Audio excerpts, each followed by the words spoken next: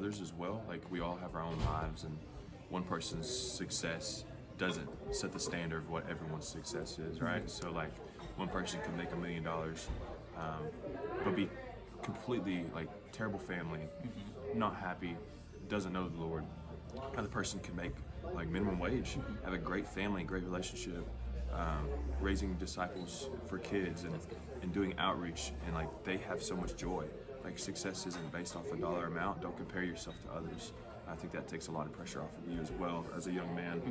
I think that answered your question. I'm not sure. Yes, it did. Yes, it did. Hey, look, we're just having conversation, and with that conversation and just with that being said, while you were talking, what I heard was you set the standard for all the young men, young women, whoever come across these videos, whoever sees these. You should set a goal to set your own standard in life, rather than trying to live up to who Kanye is or who Jay-Z is, or these idols that people have put into place for people to aim for, and most of them are not happy. Yeah. The biggest thing you can do, the greatest thing you can do, is get to know yourself and come to some type of understanding of what you should be doing in your life, even if you fall a few times.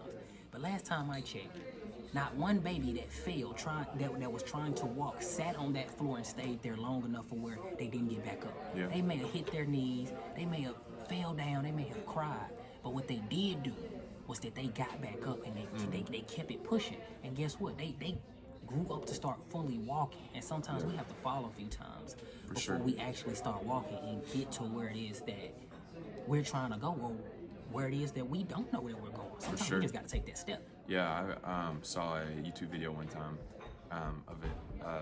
it was an interview of like, I think one of the CEOs of Netflix or something. Okay. And they literally, every year they have a board meeting with their higher up executives, and they make a list of everything they failed at.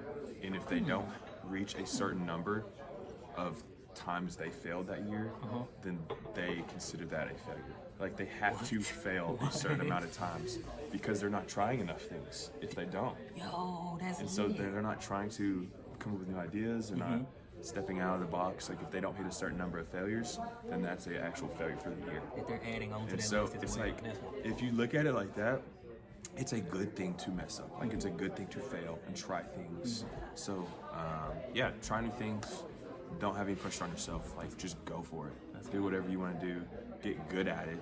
Like, don't just say, oh, I'm gonna be in the NBA, and you can't actually hoop. Like, you know what I'm saying? Like, you gotta have skills. You gotta have knowledge. Like, straight up. Like, you gotta like perfect your craft.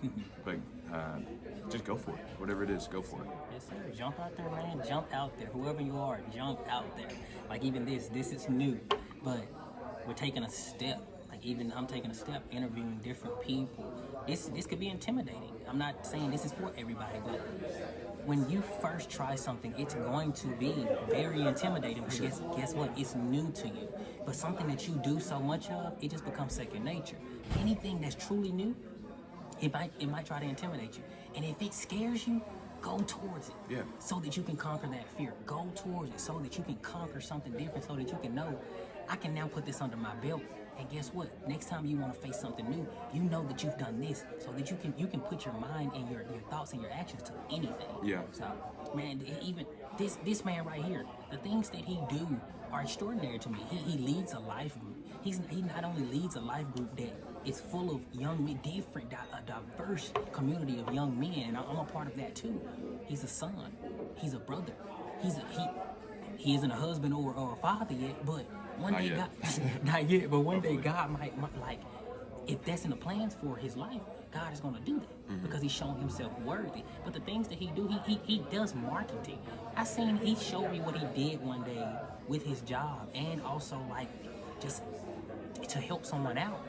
Like, that stuff confuses me. I don't know what's going on a marketing page, but when he does that, it's like, yo, he took the time to actually learn that skill, to learn that strategy, and to actually use it. He's using his gift and his talents, and it's bringing him opportunities.